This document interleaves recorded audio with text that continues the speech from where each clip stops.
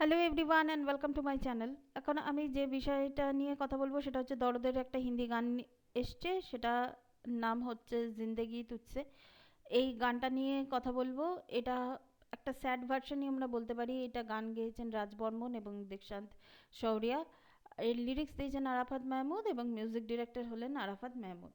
তো এবার যদি আমি সরাসরি যদি গানটার কথাই বলি, গানটা কিন্তু শুনতে ভালো লাগছে, কিন্তু এই গানটা জিসমে তেরে ওটারই স্যাড ভার্সন। শুরুর মধ্যে কোনো বৈচিত্র্য নেই, মানে আলাদা সুর নেই, ওটার স্যাড ভার্সনটা জাস্ট দেখানো হয়েছে। এবার যদি আমি ভিডিওটার কথা বলে দিই, সেই ভিডিওটা হচ্ছে মানে এটা বুঝতে পারছি যে দুলু মিয়া এবং ফাতিমা তাদের জীবনে এমন কিছু মানে মানে পরিস্থিতি তৈরি হয়েছে যে তাদের অবস্থা মানে কোনো স্যাড মোমেন্টের মধ্যে দিয়ে বা কোনো ট্রমাটাইজ কোনো মোমেন্টের মধ্যে দিয়ে তারা যাচ্ছে।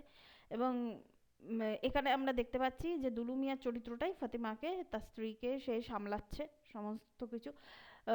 সে সমস্ত জিনিসই সে করছে। আমরা যখন জিসমে তেরে আমরা একটা সিনে দেখতে পাচ্ছি যে ফাতিমা দুলু মিয়াকে খাইয়ে দিচ্ছে, এখানে আমরা ওর ঠিক উল্টোটা দেখতে পাচ্ছি যে দুলু মিয়া ফাতিমাকে খাইয়ে দিচ্ছে।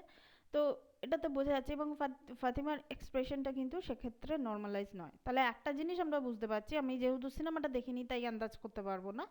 তো একটা জিনিস শুধু বোঝা যাচ্ছে যে ওদের দুজনের জীবনে এমন কিছু ঘটনা ঘটেছে যেটার জন্য দুজনেই ট্রমাটাইজড, এবং স্বামী তার স্ত্রীকে সামলাচ্ছে, এবং সে যখন সামলাচ্ছে সামলাতে সামলাতে সে যখন হাঁপিয়ে পড়ছে, ভেঙে পড়ছে, তখন সে একটা জায়গায় এসে সে একান্ত নিরিবিলিতে একটা জায়গায় এসে সে কান্নাকাটি করছে, মানে সে কাঁদছে।